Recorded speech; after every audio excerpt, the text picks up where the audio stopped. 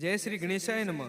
समस्त दूड़िया राठौड़ परिवार गांव साविदर शादी में पधारे हुए सभी मेहमानों का हार्दिक स्वागत एवं अभिनंदन करता है।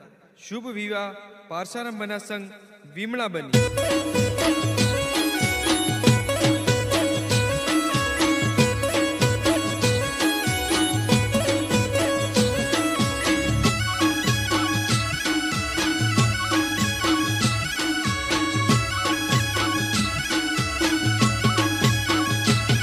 अरे तुम बड़ी तो